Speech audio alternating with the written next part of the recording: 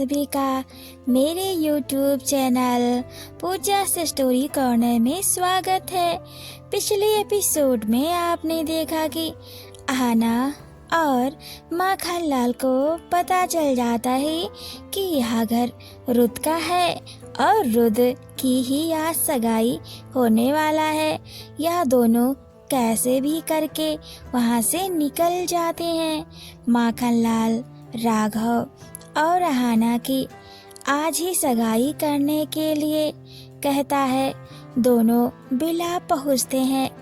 कहानी में आगे बढ़ने से पहले एक ज़रूरी सूचना, अगर आप मेरे वीडियो पर पहली बार आए हैं तो मेरे इस YouTube चैनल पूजा से स्टोरी कॉर्नर को सब्सक्राइब, लाइक, कमेंट, शेयर ज़रूर करें। तो बढ़ते हैं बिना देरी करते हुए अपनी novels when I first meet की ओर। तो नॉवेल्स में आगे ही सुनते हैं।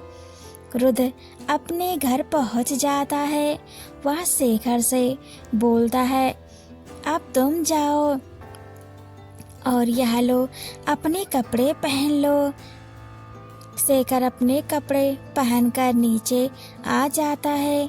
रुद अपनी सगाई के कपड़े पहनते हुए आईने में खुद को देखता है।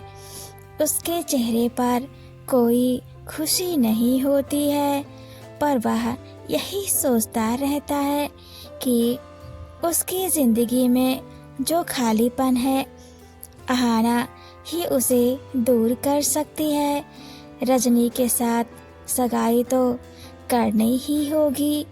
वह अपने दिल से झूठ बोल रहा होता है, लेकिन दिल उसकी सुनने को तैयार नहीं होता है। सगाई का मुहूर्त हो चुका होता है। पूरा घर मेहमानों से भर गया होता है। संगीत की गूंज है, लेकिन रुद के कानों में सिर्फ अहाना और राघव की वह हंसी गूंज रही होती है जो उसने बिला में देखी थी। रुद अपनी शेरवानी का बटन बंद करता है। उसकी आंखें गुस्से से लाल हैं। तभी उसके दरवाजे पर नॉक होती है। वह रजनी की माँ होती है। रजनी की माँ रुद को नीचे बुलाने के लिए रुद के रूम के पास आई होती है। रजनी की माँ रुद से बोलती है, अर्जुन बेटा, सगाई का मुहूर्त हो चुका है, जल्दी से नीचे आओ। रुद कोई जवाब नहीं देता है। रजनी की माँ दरवाज़ा और भी ज़्यादा पीटने लगती है। तो अचानक से रुद दरवाज़ा खोल देता है और रजनी की माँ से बोलता है, आप चलिए मैं आता हूँ। रजनी की माँ नीचे चली जाती है। रुद तैयार होकर सीढ़ियों से आता है। रजनी स्टेज पर रुद का इंतज़ार कर रही होती है। देखती है रुद तैयार होकर सीढ़ियों से होते हुए सगाई की स्टेज की ओर आ रहा होता है। रजनी की धड़कनें बढ़ने लगती हैं। रुद जैसे जैसे उसके करीब आता है, रजनी फूली नहीं समा रही होती है। रजनी की आँखों में खुशी के आंसू होते हैं। वह यह मोमेंट कई सालों से इंतज़ार कर रही होती है। वह भगवान का शुक्रिया अदा मन ही मन में कर रही होती है कि उसने जो चाहा उसे मिल गया। रजनी अपना हाथ रुद की ओर बढ़ाती है और उसे स्टेज पर लेकर जाती है। पंडित जी कहते हैं, लड़का और लड़की अंगूठी एक दूसरे को पहनाए। रजनी मुस्कुराते हुए रुद का हाथ थामती है, लेकिन जैसे ही रुद्र अंगूठी पहनने के लिए अपना हाथ आगे बढ़ाता है। तभी उसके मोबाइल पर नोटिफिकेशन आ जाता है। रुद्र बोलता है, एक्सक्यूज़ मी, मैं अभी आता हूँ। इतना कहकर साइड में चला जाता है। फिर वह अपनी जेब से अपना मोबाइल निकालता है तो देखता है कि एक मैसेज आया है जिसमें वह देखता है कि सगाई की तस्वीर होती है। राघव अहाना के करीब खड़ा है। रुद्र का संयम टूट जाता है। वह अपना मोबाइल सभी लोगों के सामने ही पटक देता है और बोलता है, आज यह सगाई नहीं होगी। इतना कहकर रुद्र वहाँ से निकल जाता है। रुद्र की आवाज़ पूरे हॉल में सन्नाटा पसरा देती है। रजनी की माँ चिल्लाती है। जाते हुए रुद्र का हाथ पकड़ लेती है और बोलती है, अर्जुन, यह क्या बदतमीजी है। लोगों की ओर देखो, एक बार रजनी की ओर देख लो बेटा, लोग हमें ही देख रहे हैं। क्या जवाब दूंगी मैं इन सबको। बेटा ऐसा मत करो। रुद्र किसी की नहीं सुनता है। रजनी की माँ का हाथ झटक कर वह गुस्से में बाहर निकल जाता है और अपनी कार बिला की ओर भगा देता है। उसने एक भी बार रजनी के बारे में नहीं सोचा। सगाई में आए हुए सभी बिजनेस टाइकून और गेस्ट पर जरा सा भी ध्यान नहीं देता है। उसके दिमाग में बस एक ही बात घूम रही है, अहाना मेरे होते हुए राघव के साथ सगाई कैसे कर सकती है। हमारा प्यार आज का नहीं है, कई सालों का है। अहाना तो मुझे धोखा नहीं दे सकती हो। उधर बिला में अहाना और राघव की सगाई की रस्म शुरू ही होने वाली होती है। तभी बिला का गेट धड़ाम से खुलता है। रुद्र गुस्से में अंदर अपनी कार से दाखिल होता है और अपनी कार से गुस्से से नीचे उतरता है और दौड़ते हुए उस स्टेज की तरफ जाता है। उसकी शेरवानी के ऊपरी बटन खुले हुए होते हैं। चेहरे पर पागलपन सवार होता है। राघव अहाना के सामने ढाल बनकर खड़ा हो जाता है और बोलता है, रुद्र यहाँ क्या कर रहे हो। तुम्हारी आज अपनी सगाई है।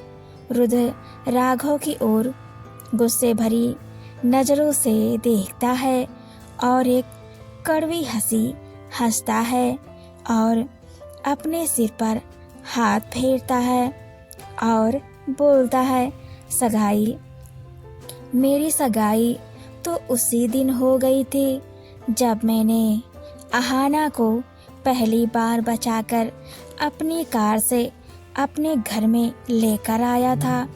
और तूने क्या किया, तू एक तरफ से मेरा दोस्त बनता है और तू मेरा एम्प्लॉई है। तेरी इतनी औकात, तू मेरी अमानत पर हाथ डालता है। रुद्र बिना सोचे समझे राघव पर झपट पड़ता है। दोनों के बीच भयानक लड़ाई शुरू हो जाती है। रुद्र का एक मुक्का राघव के चेहरे पर लगता है और राघव जमीन पर जा पड़ता है। अहाना चिल्लाती है, रुद्र रुको, बंद करो यह सब। रुद्र राघव की कॉलर पकड़कर उसे दोबारा उठाता है और दीवार से सटा देता है और बोलता है, राघव, तुझ में इतनी हिम्मत कैसे आई? तू मेरे पीठ पीछे इतना सब कैसे कर लिया? तभी अहाना बीच में आ जाती है और रुद्र को जोर से धक्का देती है, जिससे रुद्र स्टेज से नीचे गिर जाता है। राघव से यह सब देखता है और कुछ भी नहीं बोलता है। अहाना राघव को सहारा देकर खड़ा करती है और रुद्र के सामने ही राघव के होठों पर जोरों से किस कर लेती है।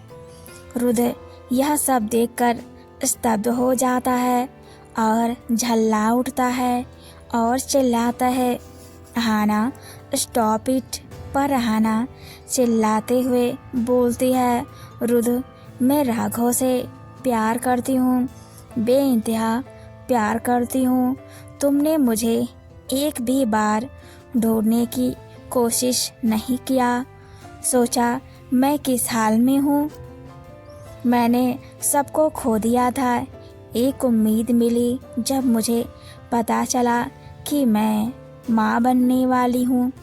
तुमको क्या पता, मैंने टोनी काका ने और माखन लाल अंकल ने ना जाने कितने बार, ना जाने कितने दिनों तक तुमको जंगल और उस नदी के किनारे हर जगह ढूंढा, पर तुम्हारा कोई अता पता नहीं था। मेरे पेट में बच्चा है, फिर भी मैंने इसकी परवाह नहीं की। फिर भी मैं दर दर भटकती थी तुम्हें ढूंढने के लिए। राघव ने मुझे बचाया जब मुझे लीवर पेन स्टार्ट हो गया। पता है, कोई भी मेरी हेल्प नहीं करने आया, बस राघव आया और मुझे हॉस्पिटल ले गया। टोनी काका और माखन लाल अंकल को बाद में पता चला मैं कौन से हॉस्पिटल में हूँ। राघव ने ही मेरे बच्चों को अपना नाम दिया, लोगों की गंदी नज़र से मुझे बचाया। उसने मुझे वह इज्जत दी जो तुम कभी नहीं दे पाए। तुम एक बार मुझे ढूंढने आ सकते थे। रुद्र की आंखों से आंसू गिरने लगते हैं।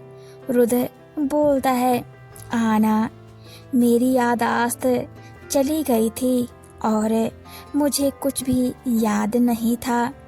मुझे थोड़ा थोड़ा याद आता था, पर मैं बेहोश हो जाता था।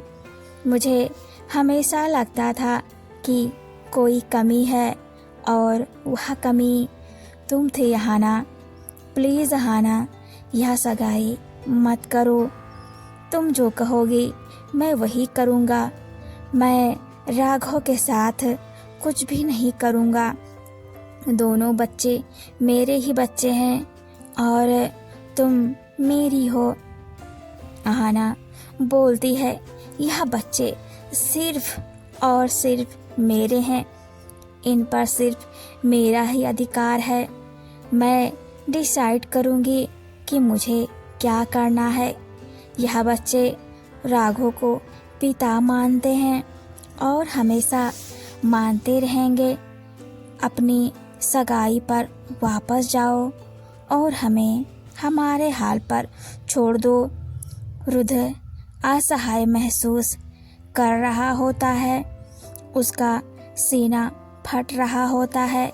यह सब देखकर वह देखता है कि आद्या और आरव डरकर राघव की टांगों से चिपक गए हैं और राघव उनके सिर पर हाथ फेर रहा होता है।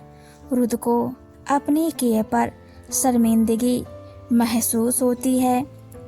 उसे महसूस होता है कि हाँ, अहाना ने उसे दुनिया के सामने ठुकरा दिया है।